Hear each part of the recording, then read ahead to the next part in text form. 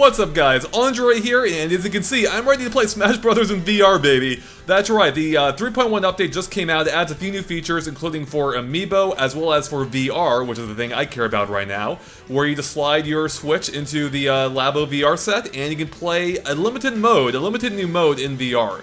So there's a new option now in the top right corner of Games and More. If you click it, it'll tell you that it's primarily for CPU-based battles, and that you can only fight against CPU battles. It's not for multiplayer, which makes sense, seeing as that was a pretty solo experience. As you can also see, I'm using the sweatproof strap or head strap for Labo VR, which is freaking awesome. I love it for Zelda, and it's working out pretty well so far for Smash. Well, as far as I made it so far, because I want to give you my raw reactions. I haven't actually tried the mode itself proper yet.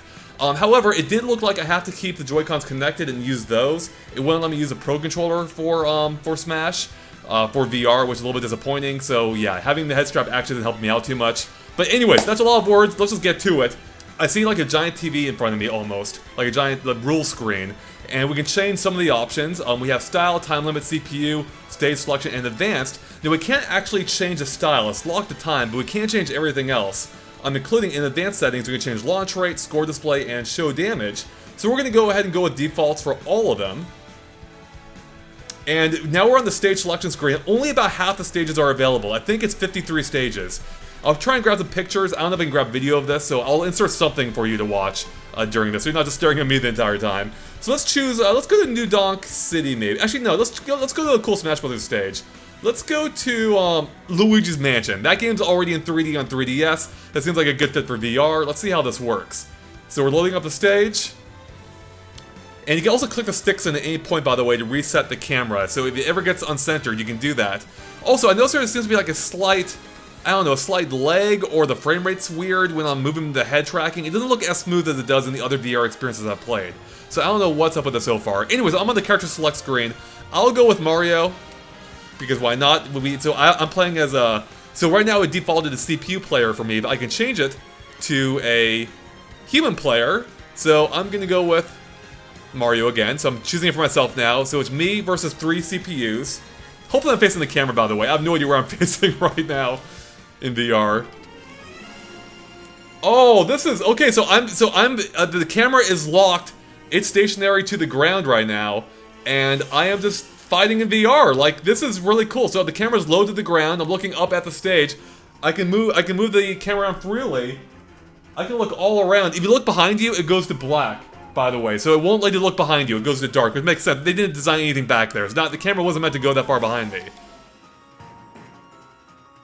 So this is pretty, actually, neat looking. So let's see if I can actually move the camera at all. If I hit pause, I can go to camera controls, and sure enough, I can move the camera wherever I want, it seems.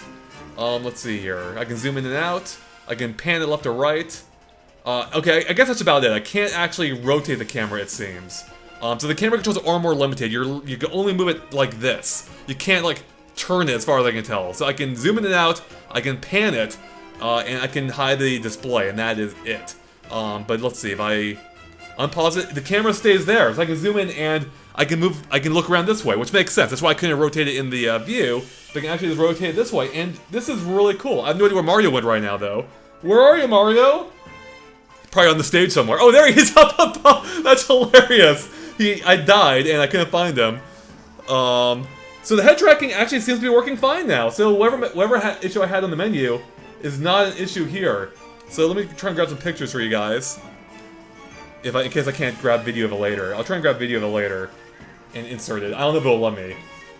Zelda will let you grab video in VR, but other games won't, like Labo VR. Oh, so that's really fun when you just smash someone off the stage. They just fly into the distance. This is pretty neat. So let me go ahead and move it closer to the ground now using the camera controls. Going closer to the ground, we're going to zoom in all the way. Alright, I'm like right in the action now, pretty much. I'm like maybe a few feet away from the actual stage, or from the foreground. Whoa, okay. It's a little bit hard to gauge. At this point, it's hard to gauge the distance of where the actual stage boundary is. I lost track of Mario again. And right now, the roof is actually obscuring, like the top level is obscuring the action up there. So I can't actually see at all what's going on. So we have 13 seconds left. Let me go ahead and move the camera one more time. I'm going to zoom all the way out. Alright, I'm pretty far out. Actually, I can go even farther. Alright, here we go.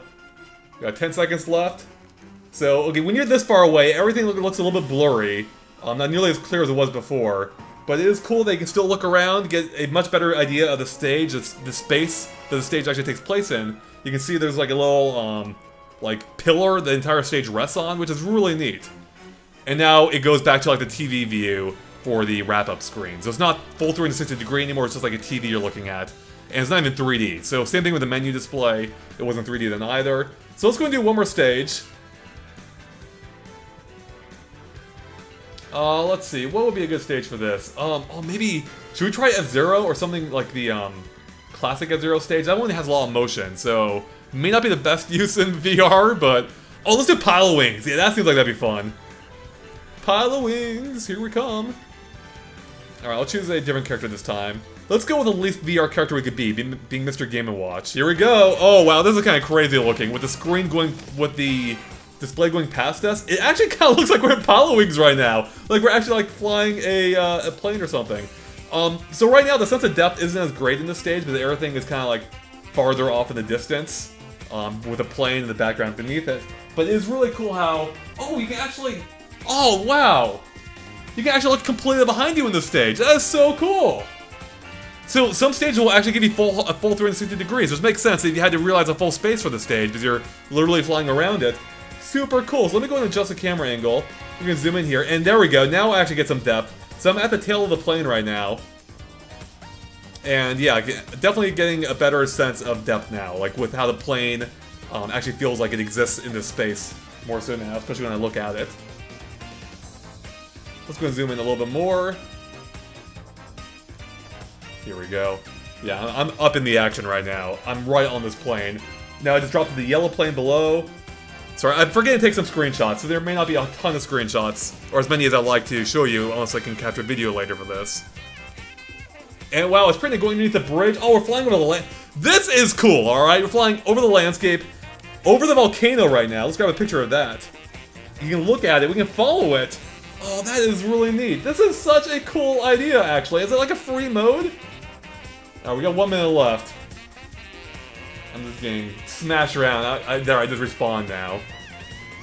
So, yeah, I know this probably isn't super exciting watching me, so I'm gonna have to edit this down afterward. And, yeah, anyway, so... Oh, we're going to the town, or we're going by a boat right now. There we go, they can track it. Yeah, the head tracking's really smooth here, actually.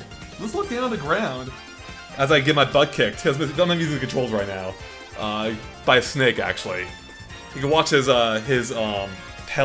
recovery drone thing fly off in the distance. We're gonna switch to another plane here, to the red plane.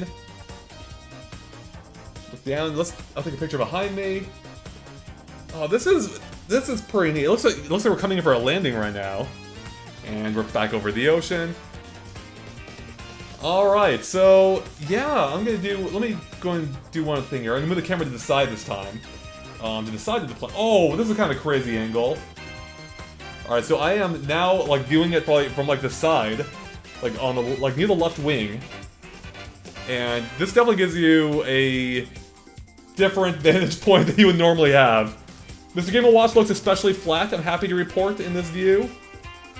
It's pretty neat to see the plane rocking back and forth. And the match is over. So I did not win that, I'm pretty sure. I didn't kill anyone. And it was Pac-Man. So, yeah, that is Smash in VR. Hopefully I can grab video of that real quick so I can loop some of that in. Wow, look at my, okay, that's the downside using the head strap, is just push a Labo VR into your face. But yeah, this is actually pretty cool. Like, as a completely free optional mode, if you already have Labo VR and Smash Brothers, it's a neat thing. Like, I can't see myself using it much because it's, you know, only CPU battles, only you versus the CPU, but it's still pretty neat, like, to get a new vantage point on these courses. So yeah, try it out if you have it. It's not worth buying Labo VR for based on what I experienced right now.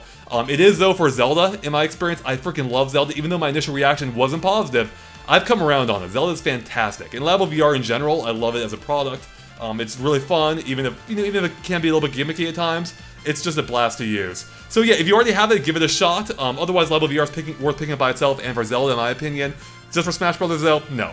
But it is a cool little side mode. So with that, guys, thank you so much for watching, and of course, stay tuned to GameXplain for lots more on Labo VR and Smash Brothers. Well, both in the future individually, probably not as a combined unit. And with that, we're about done here. So thanks for watching, and we'll catch you later. And let me know what you think in the comments below. Tell me your thoughts on your experience with Labo VR. We'll catch you later. Bye.